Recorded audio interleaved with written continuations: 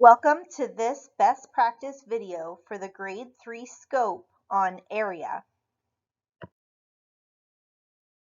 What's happening in this video? What do you notice? What do you wonder? I see someone laying tile with grout on the floor. I notice that he is lining them up in rows and columns with no gaps in between. I wonder how many tiles it will take to cover the whole floor. Area is the number of square units it takes to cover the two-dimensional surface of an object. This PowerPoint will unpack best practices around the area benchmarks. There are three key concepts for this unit. The first one is cover rectangular shapes with square tiles, called units, to develop the concept that area is a measure of covering a given surface with no gaps or overlaps to begin the development of square units. Find the area of simple rectangles using multiplication to find the number of rows multiplied by the number of units in each row.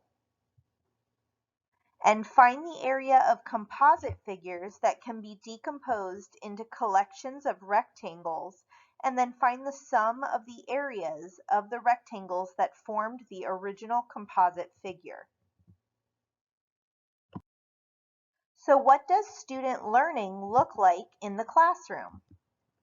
What should we see happening to help students achieve these goals? Here we see snippets from some of the STEMscopes explores. Notice that in the examples, students may model with squares to represent the full area as an array, and then transition to using models to represent just the length and width. This can be connected to drawing representations and connecting the model to an equation formula. Students can also work with composite shapes and see them as smaller squares to break apart, find the area, and put back together. It's important to make connections between each model or strategy to find similarities and then discuss comparisons. You'll notice this mathematical thinking and reasoning poster. These explorations by students in the classroom could demonstrate MTRs 1, 2, 5, and 7. So what does student learning sound like in the classroom? The types of questions we ask of students will help dictate the types of conversations our students are participating in. Here are a few examples of math chat questions from STEMscopes. What did you have to do to figure out the area of each figure? How can you find the area of a rectangle if there's not a figure shown? How can knowing how many rows and how many are in each row help you find the area of a space? And can we find the area of figures that are not a perfect rectangle? Here are some key vocabulary that may be seen and heard throughout this scope in their discussions and writing. These can be found on the parent letter on STEMscopes, and more can be found for teachers under content support in this scope. Throughout the unit of study, we should see multiple opportunities for students to demonstrate their knowledge and understanding.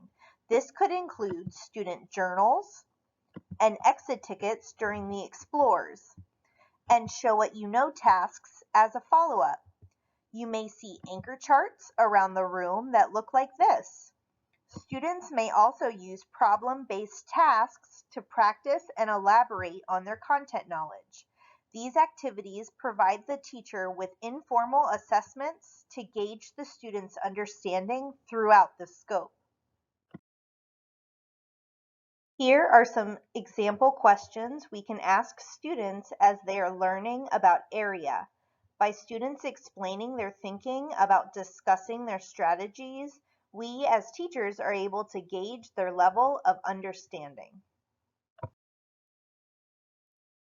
Here's a fun task to try in class or at home. Find a box around the house and have your student decorate it.